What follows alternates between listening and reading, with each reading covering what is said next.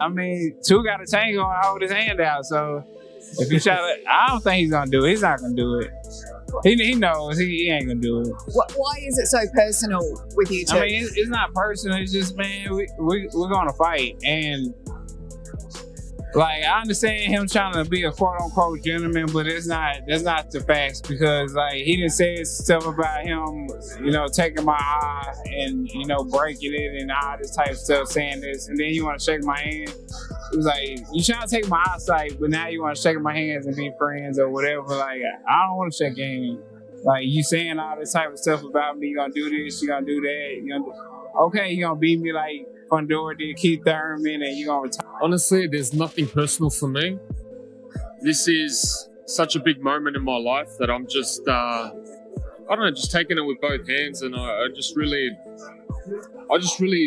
want to do some damage. I really want to get myself to that next level, and this is what I don't know if it makes up for everything, but what it does do is it catapults him to the high status of this weight class, because his name is one of the bigger names in the weight class. So whenever you have a big name in a weight class like this, where there's a lot of top fighters, but fighters are still struggling to get their name and make it big, you automatically put yourself in a position to get any of those big fights, because now those guys look at you as a scalp, and now you position yourself to get a shot at those guys. Now, they may look at you as a scalp, but you're looking at yourself like, okay, my name is It's like a dodgeball team, hey?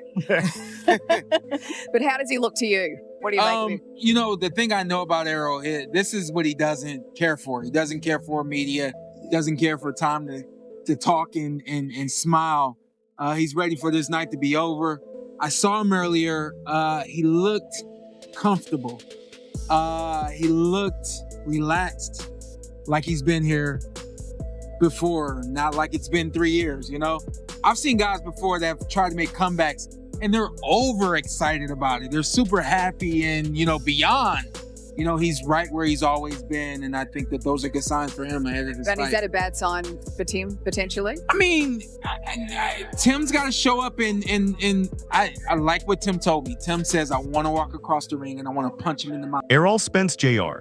and Tim have finally faced off, sending shock waves through the boxing world as fans and experts react with excitement ahead of their massive showdown. If it were anyone else, we might be looking at, you know, a little softer version of Tim, but I think we're going to get a strong Tim. I suppose, how many more times can he chop and change? This has got to be it, though. He's overhauled his team twice in the past 12 months. So, is this the final roll of the dice for Tim Tszyu? I mean, this is if he wins here, I mean, the game keeps going. You know, he's not leaving. He's going to keep going down the road. But if he gets beat here, it's hard. It's going to be difficult to convince anyone outside of Australia that he can regain world-class level. You know, maybe within Australia, friends, the locals, the fan base, okay, they want to keep following him. But I think if you get beat here, unless you get beat in an all-out, super entertaining war where people want to see you again, there it is. It's probably over at a world-class. From the very beginning, the tension between Spence and Tim has been impossible to ignore, but it has now reached another level, with Spence claiming that he will not even shake Tim's hand after the fight.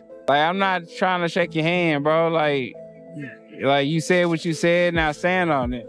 I told people the question that was presented to me is this mind games coming from Errol. I said, Errol's not really the mind game kind of guy. Yeah. Is it mind games, or is it like... There's no mind game. I don't play mind games. You know, bro, I don't play no mind games. Like, it's how I feel. Like, I don't want to shake your hand, bro. Just keep the same energy before. Like, I don't want to shake your hand, bro. It's just what it is. There's no mind games. I don't play mind games. It's just, I'm not going to shake your hand, bro. Even after the fight, I saw that too. You're like, I ain't shaking it after the fight either. Yeah, like, you say what you said, bro. I don't really care for him like that. So Tim, however, has made it clear that this kind of pressure is nothing new for him. While acknowledging that this fight is different, he insists that he has faced similar situations throughout his career and understands what it takes to perform when the stakes are at their highest. I've had a couple of these moments. The first time I had it was with when I fought Jeff Horn. The second time I had it was with Tony Harrison, and I haven't had it since. I've been searching for it. What is it gonna make me feel like this is it? Yeah. You know? Yeah. And I hadn't had it. Like, even in the Fundora, I was waking up and I was like, this doesn't feel like fight week, you know? But this feels something different, you know? When you put all on the line, you roll the dice, this feeling of just I don't know. I can't really describe it, but How are you handling it? great. You're handling it great. Yeah, great. Because when I feel it, The Tim versus Spence fight has often been compared to Danny Green versus Roy Jones Jr., a matchup where Green pulled off a stunning upset. Speaking during the face-off, Green believes Tim must test Spence early and immediately question how much is left in the former champion's tank. Well, to be honest, it's really difficult because 3 years out, he's had one fight in 4 years. Beat Ugas, which is a great victory. And so that inactivity is difficult, and it can work in some guys' favour and it can work against some guys. So it's yet, when the bell goes, that's when we're going to find out. After a couple of rounds, we'll know what kind of Errol Spence is here. And I expect Tim to question what kind of Errol Spence. Furthermore, Green revealed what his game plan would be if he were in Tim's corner. Questioning Spence's long layoff, he insisted that there may be nothing left in the tank and believes Tim could make him regret stepping back into the ring.